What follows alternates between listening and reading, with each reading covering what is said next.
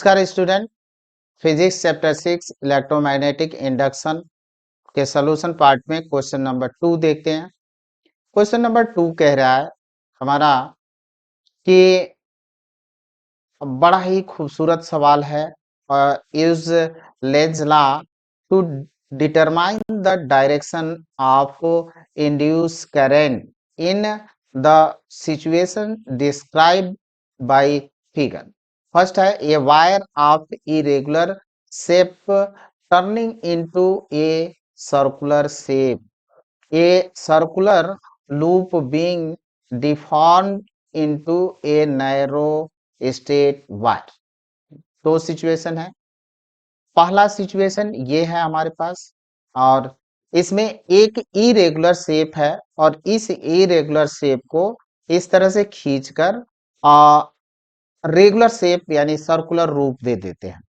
यहाँ जो magnetic field का डायरेक्शन है, मैग्नेटिक फील्ड का डायरेक्शन दो तरह से रिप्रेजेंट करता है, एक तो डॉट से और एक क्रॉस से। यहाँ पे जो होता है पर जो डायरेक्शन होता है बी का, perpendicular to the plane of the paper directed inward, और डॉट जो होता है उसका डायरेक्शन होता है perpendicular to the plane of the paper directed outward. तो यहाँ पे मैग्नेटिक फील्ड जो है परपेंडिकुलर है plane of the paper directed inward. तो यहाँ पे जो एरिया देखें कि जब इस ए रेगुलर शेप को हम खींच रहे हैं तो एरिया इंक्रीज कर रही है, और एरिया इंक्रीज करने का मतलब हुआ कि हमारा फ्लक्स इंक्रीज कर रहा है, और फ्लक्स इंक्रीज के कारण यहाँ पे इंड्यूस करंट प्रोड्यूस होगी। तो जो आई इंड्यूस होगा हमारा इंड्यूस्ड आई इंड्यूस होगा, उनका डायरेक्शन इस तरह से होना चाहिए कि जो फ्लक्स के इंक्रीज का अपोज कर सके, और फ्लक्स के इंक्रीज का अपोज कर सके तो इसको ऐसा करंट का डायरेक्शन बनाए कि उस करंट के कारण जो मैग्नेटिक फील्ड का डायरेक्शन हो इस मैग्नेटिक फील्ड का अपोज करें। तो मैग्नेटिक फील्ड का डायरेक्शन दो तरह से देखते हैं। यहाँ पे आप देखें कि अगर करंट का डायरेक्शन इन सच वे इस तरह से है, इस तरह से मीन्स एंटी क्लॉकवाइज, तो हमने ऐसे रोटेशन किया तो इस तरह से अपवर्ड डायरेक्शन में, एंटी क्लॉकवाइज है तो आउटवर्ड होगा। अगर क्लॉकवाइज सेंस में है तो ऐसे हमने रोटेशन दिया तो इनवर्ड है, तो इनवर्ड है।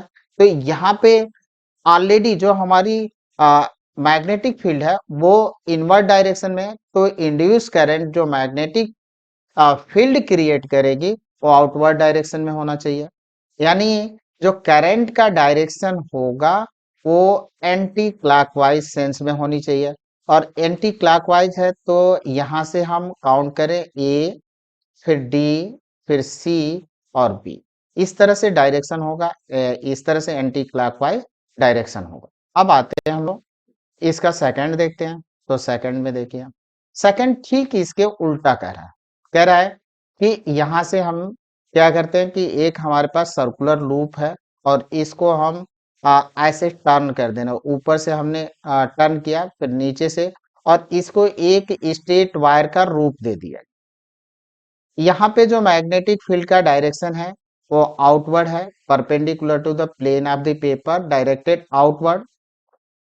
तो यहाँ पे जो एरिया है वो क्या हो रहा है, डिक्रीज कर रहा है, एरिया डिक्रीज कर रहा है। तो एरिया जब डिक्रीज करेगा तो फ्लक्स भी हमारा क्या होगा, डिक्रीज करेगा। यानी डिक्रीज के कारण यहाँ पे इंड्यूस करंट उत्पन्न हो रही है। तो इंड्यूस करंट जो फ्लक्स डिक्रीज कर रहा है उसको इंक्रीज कराना चाहेगी, यानी इस बी के डायरेक्शन में ही ऐसी करंट इंड्यूस करंट का होगी कि इस उसके कारण जो मैग्नेटिक फील्ड प्रोड्यूस हो इस बी के डायरेक्शन में हो, यानी आउटवर्ड हो। और आउटवर्ड कब होता है, एंटी क्लॉकवाइज डायरेक्शन में। यानी इसमें भी जो करंट प्रोड्यूस होगी वो होगी एंटी क्लॉकवाइज डायरेक्शन, और एंटी क्लॉकवाइज डायरेक्शन अब कहीं से भी आप काउंट कर लें और उस तरह से लिख सकते हैं। तो यहाँ पे मैग्नेटिक फील्ड का डायरेक्शन होगा anti clockwise direction. Thank you student.